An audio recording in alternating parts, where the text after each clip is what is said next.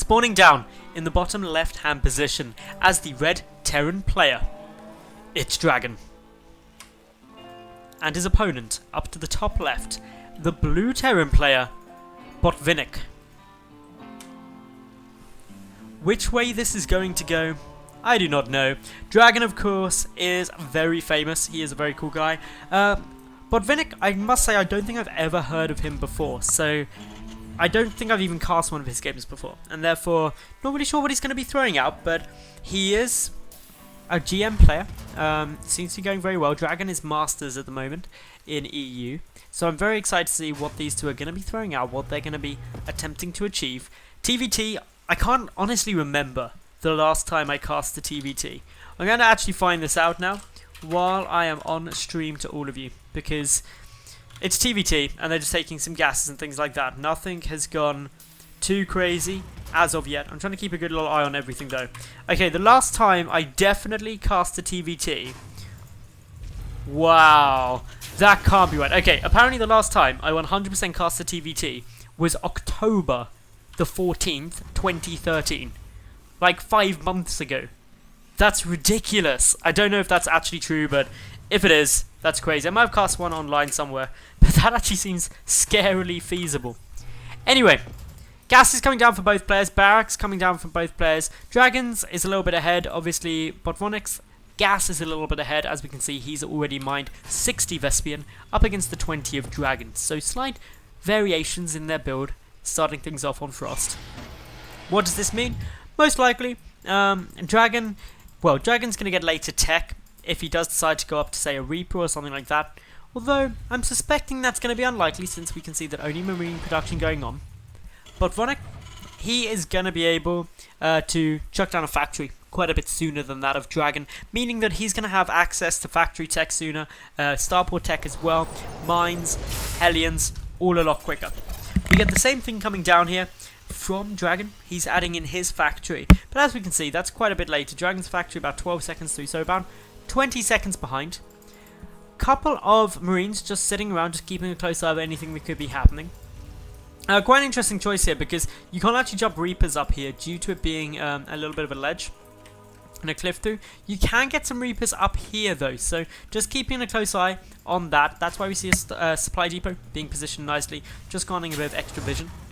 Meanwhile, starport coming over for the blue Terran player at the moment, as well as that second gas.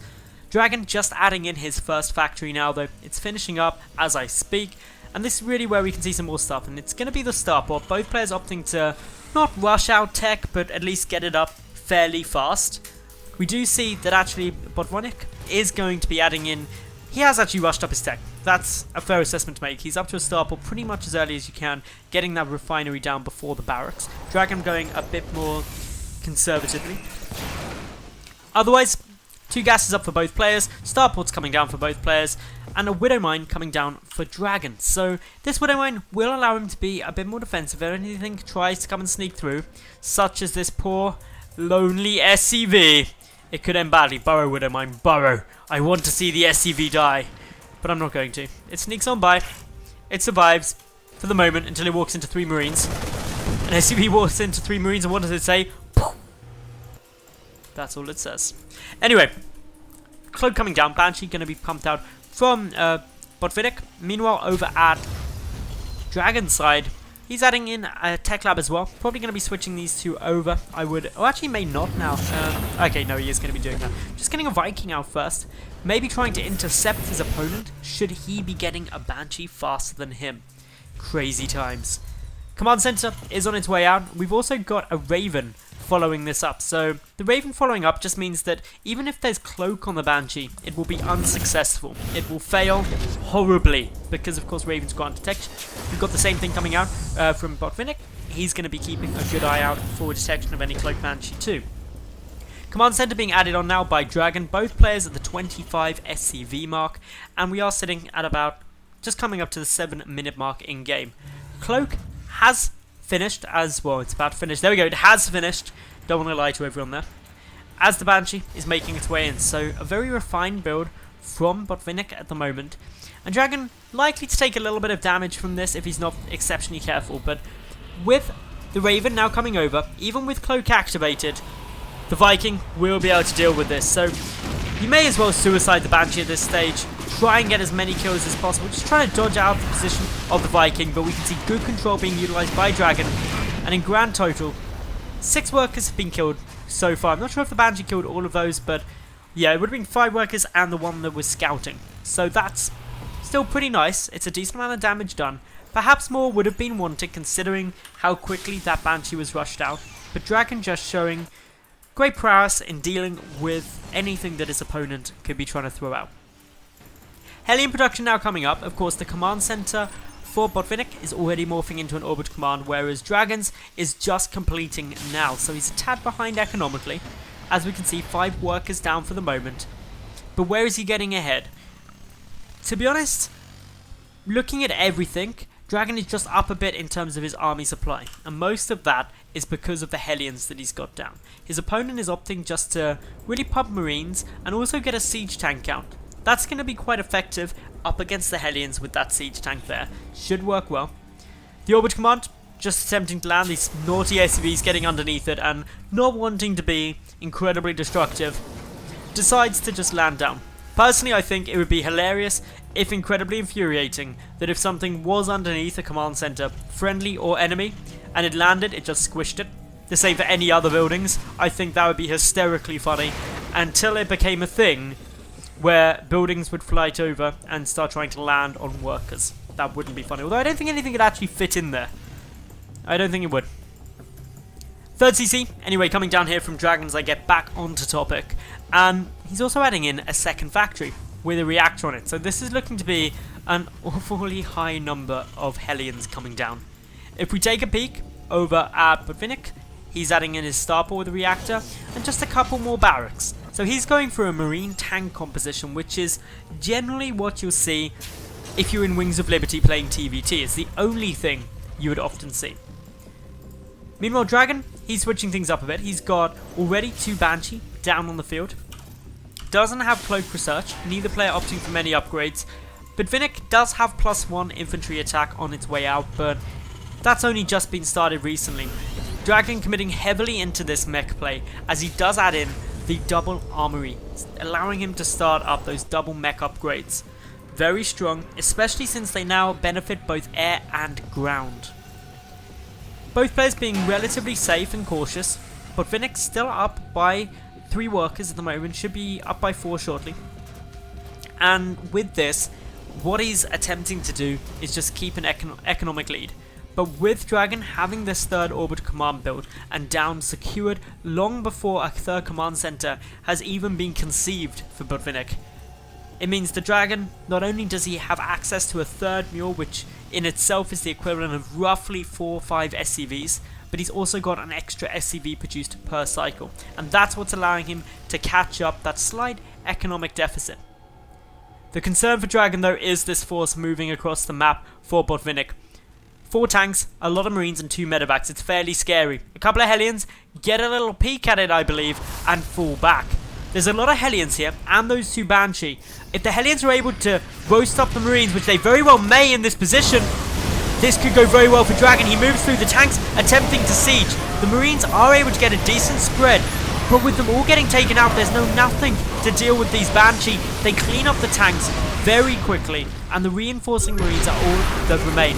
1 Raven is going to attempt to get down to seek a missile. It isn't going to be able to engage though, unfortunately, and despite a quick stim forward from Botvinnik, he's unable to pick out anything else. Overall, in resources lost, Botvinnik losing about 1,000 more than Dragon at the moment. So not the best of spots, especially since Dragon has got his 3rd CC in position and is mining heavily from that 3rd base, whereas Botvinnik is only halfway through making his 3rd. So Dragon, with a solid lead now, is adding in Infernal Pre-Igniters, otherwise known as Blue Flame, as well as the quad... No, actually, wait. Is that 5 Hellions per cycle? That's crazy. He's got the 1-1 tech upgrades, mech upgrades, nearly done as well. Meanwhile, Botvinnik just adding in now infantry, level 1 armor to aid the +1 attack that he's already got. Botvinnik going to be coming in for round 2 now. If he can get sieged up in a nice position, it could be quite challenging for Dragon to hold this 3rd.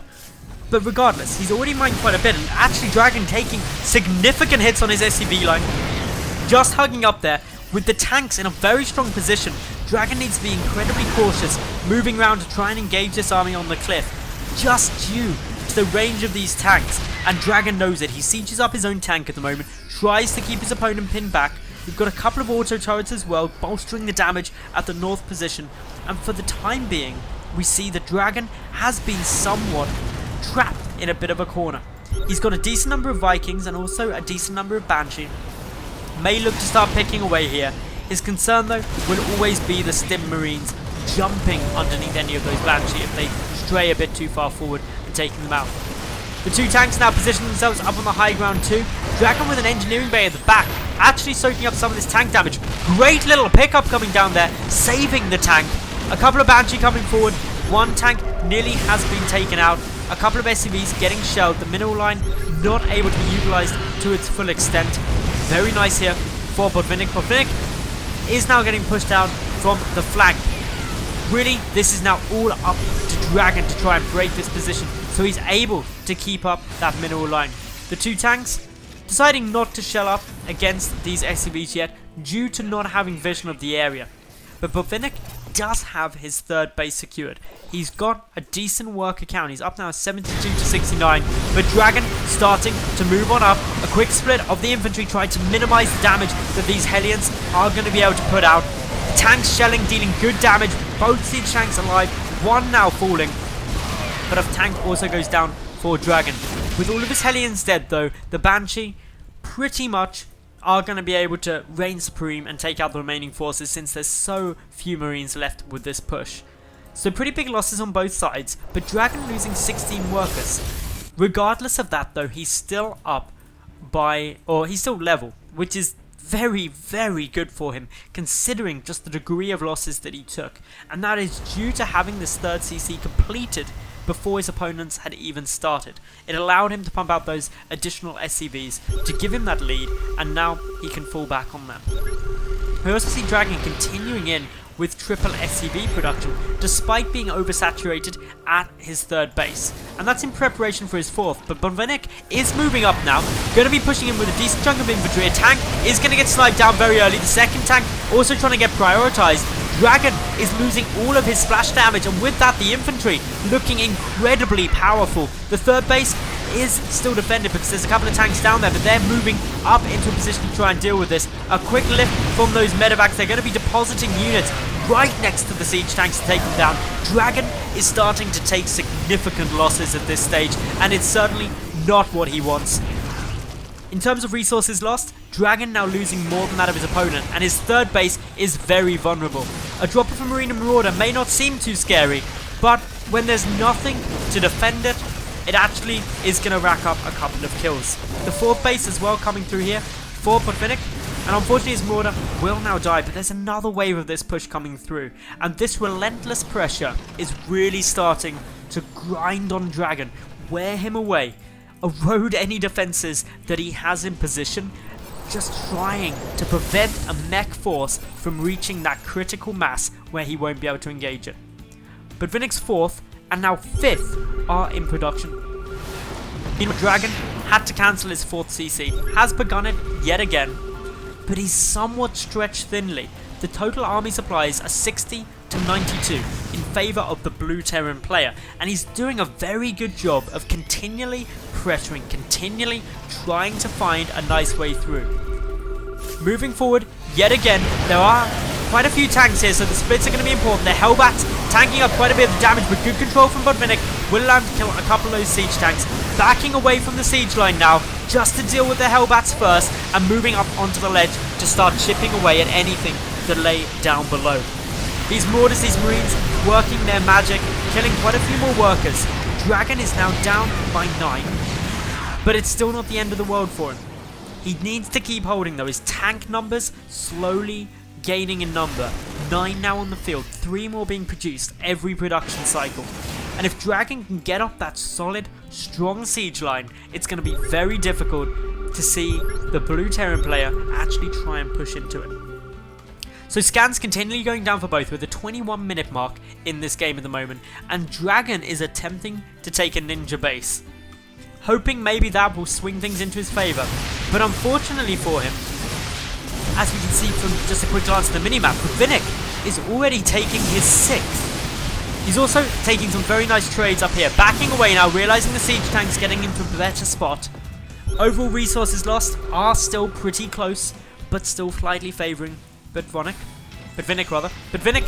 with his 6th base now up and running, morphing planetary fortresses left, right and centre, has got a thriving economy. He's also maxed out.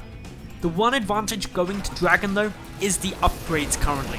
He's sitting at 2-2 up against 1-1 with no sign of the further upgrades being researched as of yet for the Blue Terran. That could be a lead the Dragon tries to really exploit.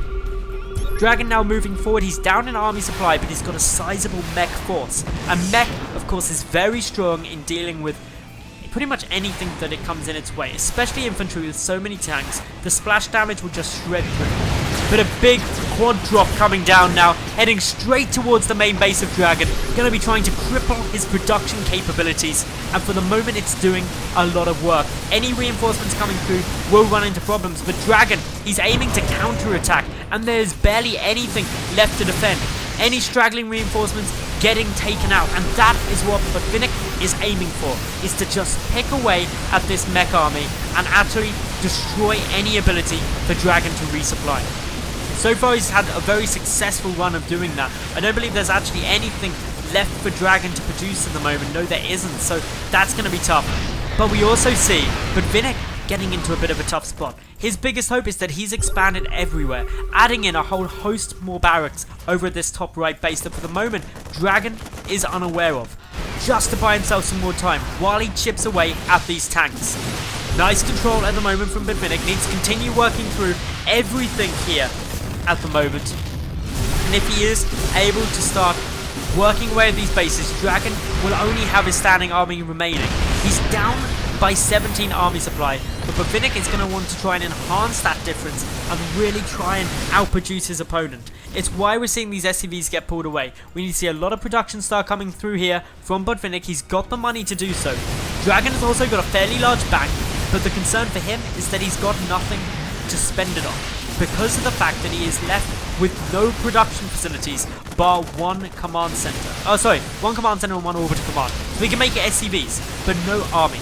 And that puts him at a huge disadvantage to Botvinnik. Botvinnik just working away steadily. The tank count though is still very, very high for Dragon.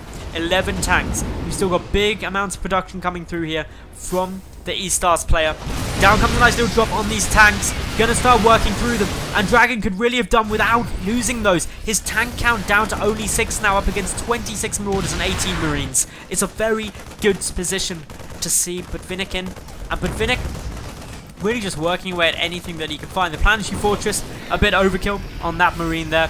But the important thing for the Blue Terran is that he's producing and his opponent definitely isn't. A final stand by Dragon. He's trying to push up here, but he's losing nearly all of his tanks. The Hellbats breaching into the main, and he thinks that this is the last base that he has to conquer. Knows that there isn't actually too much else. Dragon hasn't. Well, he's taken out the top right base, so he thinks that's it. Doesn't know about the very top right base though, and that is the lifeline for Botvinnik. Even if Dragon was somehow able to take out this base, he's in a mighty bad spot, down to just 30 supply, up against 110. And unfortunately, even with this base positioned at kind of the 230 position on the map, it's not going to be enough for Dragon. Almost guaranteed to be a win now for Botvinnik, especially since he knows this base is here down to the bottom right. He's bringing in a Banshee, and with that the Planetary Fortress will eventually die, especially with only 2 SCVs potentially there to heal it up.